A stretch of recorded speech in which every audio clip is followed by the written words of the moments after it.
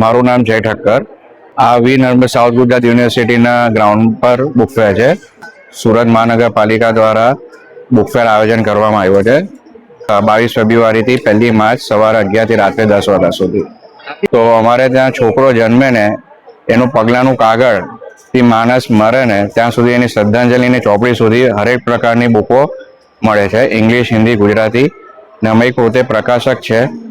1928 થી અમે લોકો કાર્યરત છે। ઓલમોસ્ટ 100 વર્ષ જૂની પેઢી છે। હાલ ત્રીજી પેઢી રનિંગમાં છે।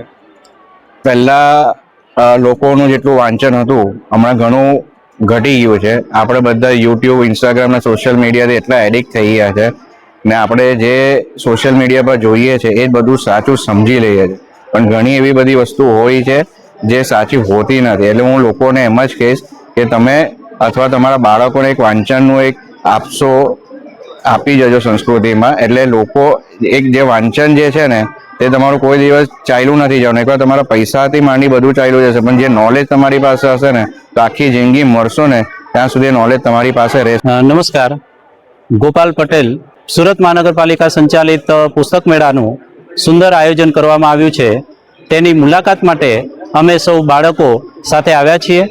અમારી સુમન હાઈસ્કૂલના 50 જેટલા બાળકો અને 6 શિક્ષકો સાથે અહીં મુલાકાત માટે આવ્યા છીએ, જેમાં સુમન હાઈસ્કૂલ નંબર 4ના બાળકો, સુમન હાઈસ્કૂલ નંબર 12ના બાળકો અને સુમન હાઈસ્કૂલ નંબર 29ના બાળકોને સાથે બસમાં લઈને બાળકોને અહીંયા પુસ્તક મેળાની મુલાકાત તથા ફ્લાવર શોની આનંદ મેળવવા માટે અહીં અમે સૌ બાળકોને લઈને આવ્યા છીએ। ખૂબ જ બાળકો ઉત્સાહિત છે અને નવું જાણવા માટે બાળકોને અહીં એક સારો અનેરો મોકો મળ્યો છે। એ બદલ હું સુરત મહાનગરપાલિકાનો ખૂબ ખૂબ આભાર વ્યક્ત કરું છું। આજના ડિજિટલ યુગમાં મોબાઈલની સાથે સાથે ફિઝિકલ બુક પણ જો વાંચે તો બાળકોને એક વાંચવા માટે સારો એવો પ્રયાસ થાય અને ઉત્સાહ સાથે તે બાળકો આ પુસ્તકો મેળવશે અને વાંચશે।